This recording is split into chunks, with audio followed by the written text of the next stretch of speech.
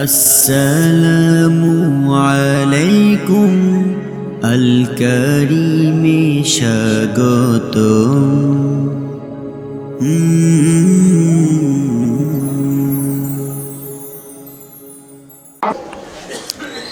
শিয়া চিনেন? শিয়া চিনেন আপনারা?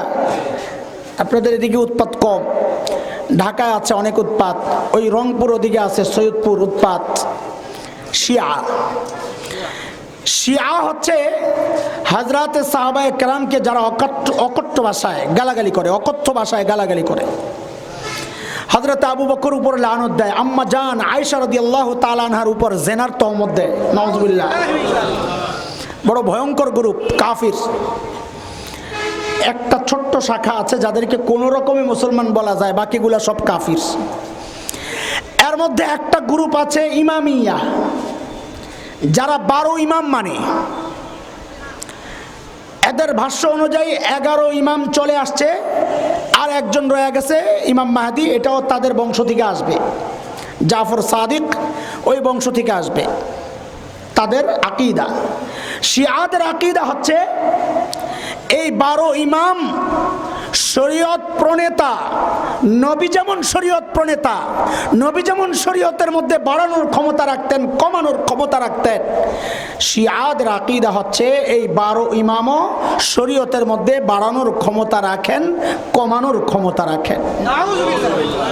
নাউজুবিল্লাহটা আরেকটু আসতে পড়েন, শিয়ারা শুনলে মাইন্ড করতে পারে। আরে দিল থেকে আকীদাকে ঝেড়ে মুছে বলেন নাউজুবিল্লাহ। ঈমান চলে যাবে এই আকীদা রাখলে।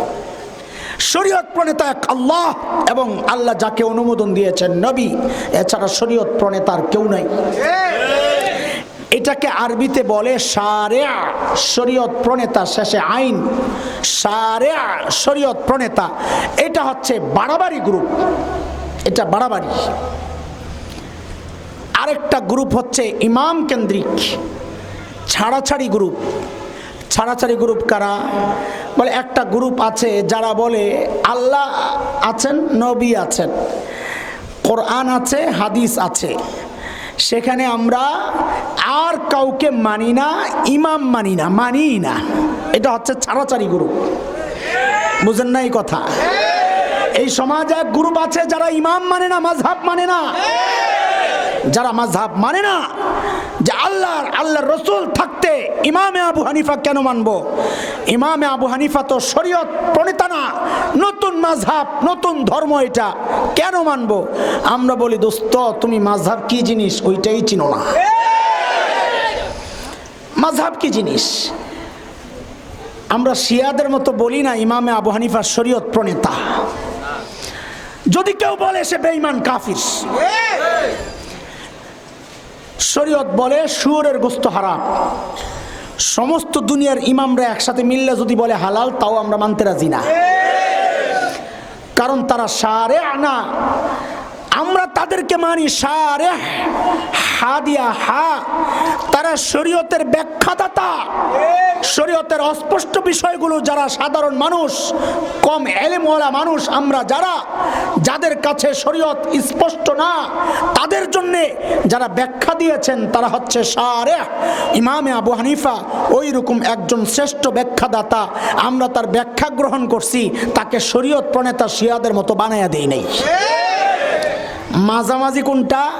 মাঝামাঝি হচ্ছে আমরা ইমামদেরকে শরীয়ত প্রণেতাও মানি না, আবার ইমাম নাই ওইটাও মানি না, মাঝামাঝি মানি। মাযহাব কি জিনিস একটু বুঝেন। আসলে এটা আমার আলোচনার বিষয় না, এক ভাই একটা স্লিপ ধরাইছে, প্রসঙ্গক্রমে কথাটা বলতেছি। মাযহাব কি জিনিস এটা একটু বুঝেন আগে। আপনাদের এলাকায়, এই সমস্ত এলাকায় গন্ডগোল আছে কিছু, আমাদের জানা আছে। মাযহাব মানে নতুন কোনো ধর্মের নাম না। মাযহাব নতুন কোনো ধর্মের নাম না। একটা চমৎকার কথা বলে তারা, যে মাযহাব যা নবীর যুগে ছিল না, সাহাবী যুগে ছিল না, এটা এখন আমরা কেন মানব? ইমামে আবু হানিফা নবীর কত পরে আসছে, তো তার কথা কেন মানব? কথা তো বড় সুন্দর, কিন্তু মতলব খারাপ। একটা উদাহরণ দিলে বুঝে যাবেন। আপনাদের এলাকায় নিচের থেকে, মাটির নিচের থেকে পানি উঠানোর জন্য কি বসায়? টিউবওয়েল বসায়। ও মাশাআল্লাহ, তা তো বুঝবেন আপনারা। আমাকে খালি আপনারা জবাব দেন, ওই টিউবওয়েল বসানোর আগে মাটির নিচে পানি ছিল কি ছিল না? ছিল। আরে বুঝা বলতেছেন? মাটির নিচে পানি ছিল। মারহাবা। তার মানে কি ওই টিউবওয়েল পানি বানায় নাই? এটা ঠিক? টিউবওয়েল পানি তো টিউবওয়েল কেন বসাইছি? বল, টিউবওয়েল বসানোর কারণ হচ্ছে মাটির নিচের যে পানি আছে ওই পানি বাইর করার ক্ষমতা আমার নাই। টিউবওয়েল বসায় দিছি, টিউবওয়েল দ্বারা চাপ দিলে পানিটা বের হয়। তো ওই পানি আগের থেকেই ছিল না নতুন আসছে? এই কথাটা আবার বলেন, এই পানি আগের থেকেই ছিল না নতুন আসছে? টিউবওয়েল বসানোর আগে ছিল না টিউবওয়েল বসানোর পরে আসছে? টিউবওয়েল বসানোর আগে। মারহাবা, মাশাআল্লাহ। তাইলে মাযহাব বোঝানো আপনাদের জন্য বড় সোজা হয়ে যাবে আমার জন্য। শুনেন ইমামে আবু হানিফা কি জিনিস শুনেন। বলেন যে মাযহাব রাসূলের যুগে ছিল না, কে বলেছে তোমাকে? এই মাসআলা, হানাফি মাসআলা রাসূলের যুগেও ছিল। মানে কি? মানে হচ্ছে ওই মাটির নিচের পানি যেমন হাত দিয়ে ওঠানো যায় না, টিউবওয়েল বসাইতে হয়, ঠিক কোরআন হাদিসের নিচে মাসআলাগুলো চাপা পড়েছিল, আগেই ছিল, নবীর যুগেই ছিল। আমাদের ইলম কম, আমাদের জ্ঞান কম, কোরআন হাদিসের বিষয়ে আমাদের ওই রকম নলেজ নাই। এই জন্য যার নলেজ আছে এই রকম ইমামে আবু হানিফা নামক একটা টিউবওয়েল কোরআন আর হাদিসের মধ্যে বসায়া দিছি। এখন ইমামে আবু হানিফাকে চাপ দেই, কোরআন হাদিসের ভিতর থেকে মাসআলাগুলো বাইর করে আমাদেরকে দিই। বলেন এবার মাযহাব কি নতুন জিনিস না পুরান জিনিস? পানিকে টিউবওয়েল বসানোর কারণে আসছে না আগের থেকেই ছিল? টিউবওয়েলের কাজ হইল যেই পানিটা আমি উত্তোলন করার ক্ষমতা রাখতাম না, ওই পানিটা ওঠায় আমার জন্য ব্যবহার উপযোগী বানিয়ে দিছে। ঠিক ইমামদের কাজ ওইটাই, যে মাসআলা কোরআন হাদিস থেকে বের করার ক্ষমতার যোগ্যতা আমাদের নাই, ছিল না। ইমামে আবু হানিফা, ইমামে শাফিঈ, ইমামে মালিক, ইমামে আহমদ বিন হাম্বল রাহিমাহুমুল্লাহ, এই সমস্ত মহান মানুষরা ওই কিতাব আর সুন্নাহ থেকে টেনে টেনে চুষে চুষে মাসআলাগুলো বের করে উম্মতের জন্য সহজ করে পালন করার জন্য সামনে পেশ করছে। কথা বুঝে আসতেছে? এটা হলো বাড়াবাড়ি আর ছাড়াছাড়ির উদাহরণ। বাড়াবাড়ি আর ছাড়াছাড়ির আর একটা উদাহরণ শুনেন। আল্লাহ ওয়ালা বুজুর্গদেরকে কে কে মহাব্বত করি একটু হাত তুলি তো। মাশাআল্লাহ, হাত নামাই। সবাই করি? আলহামদুলিল্লাহ বলেন। কোন বুজুর্গের প্রতি বিন্দুমাত্র খুব ঘৃণা আমাদের অন্তরে আছে? শাহজালাল ইয়ামানি রহমতুল্লাহ আলাইহিকে মহাব্বত করি? করি। মাশাআল্লাহ। মহাব্বতের একটা মাত্রা আছে। আপনি আপনার দুলাভাইকে মহাব্বত করেন কিনা? কথা বলেন না আপনারা? দুলাভাইকে মহাব্বত করি। আচ্ছা, দুলাভাইকে মহাব্বত করতে করতে সর্বোচ্চ কি বলা যাবে? দুলাডা কাইটা ভাইয়া বলা যাবে? আর কিছু? কথা বলেন না? ভাইয়া ছাড়া আর কিছু? এখন এক আল্লাহর বান্দা কি করছে, এত বেশি মহাব্বত করে যে না, এরে শুধু ভাইয়া পর্যন্ত রাখলে চলবে না, কয়দিন পরে আব্বা ডাকা শুরু করছে। এখন এর মাথা সুস্থ না পাগল?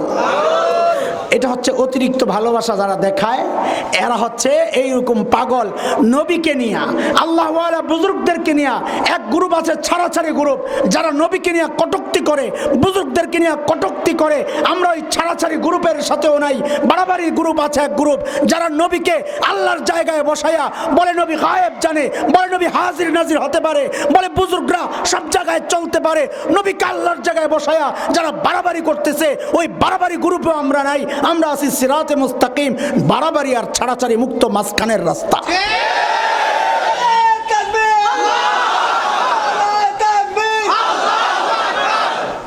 বলেন মাজারওয়ালা কার কার ভাগ্য পরিবর্তন করছে এই জায়গায়? একজন হাত তোলেন। মাজারওয়ালা কারো ভাগ্য পরিবর্তন করার ক্ষমতা রাখে? এত আস্তে বললে হবে না, ইমানি জজবা নিয়ে বলতে হবে। মাজারওয়ালা কারো ভাগ্য পরিবর্তনের ক্ষমতা রাখে? ভাগ্য পরিবর্তনের ক্ষমতা কার? আরো আস্তে বলেন। এটা কার কথা?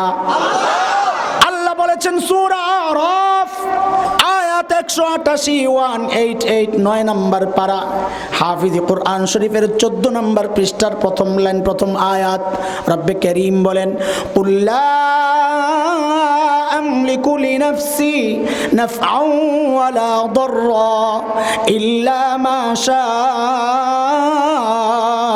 আল্লাহ।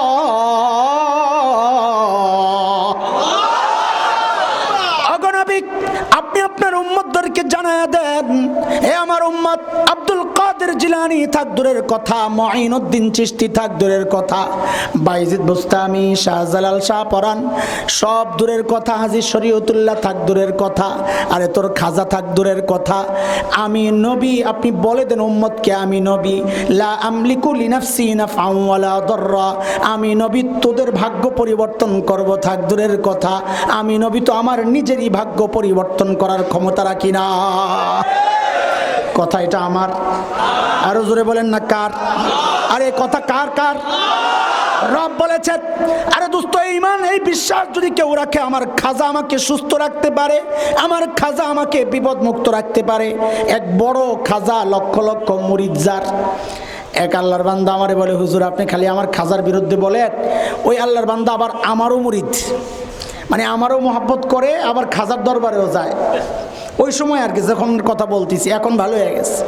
তা আমার বলে, আপনি খালি আমার খাজার বিরুদ্ধে কর, একদিন চলেন দেখবেন কত মানুষ, লাখ লাখ মানুষ। আমি কি আরে বেকুফ?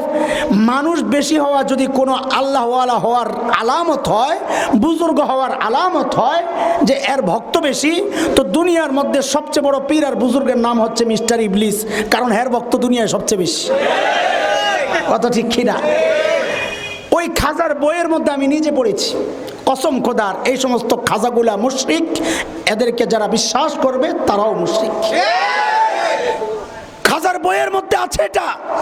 আমি শুধু আমার মুরিদদের ভাগ্য পরিবর্তন করার ক্ষমতা রাখি না, আমি শুধু আমার মুরিদদের নিরাপদ রাখার ক্ষমতা রাখি না, মুরিদের আত্মীয় স্বজন যারা আছে তাদেরকেও বিপদ মুক্ত রাখার ক্ষমতা রাখি। অথচ আল্লাহ কি বলতেছেন? 11 নম্বর পারার শেষ পৃষ্ঠার প্রথম লাইন প্রথম আয়াত, আল্লাহ কি বলতেছেন? ওয়া ইয়ামসাসকাল্লাহু বিদুররিন ফালা কাশিফা লাহু ইল্লা হু।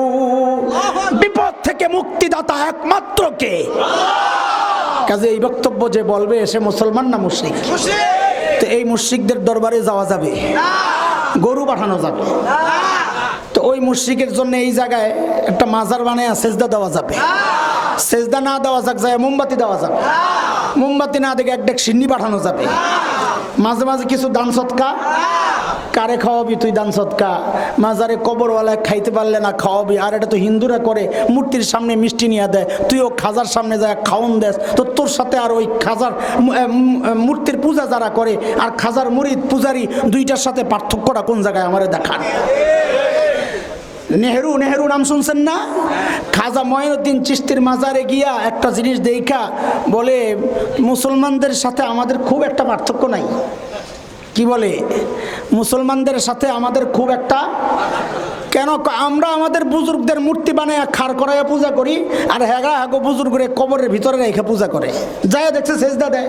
আসলে তো কথা ঠিক, ওই বেটায় ঠিকই কইছে। যারা মাজার পূজারি আর হিন্দু যারা মুশরিক, এই সমস্ত মূর্তি পূজারি, এই দুই পূজারির মধ্যে কোনো পার্থক্য নাই, দুটোটাই জাহান্নামী। Hey there. Subscribe to my channel. And also press this bell icon, so you never miss any new updates, cause whenever we upload new video you will get a notification on your phone.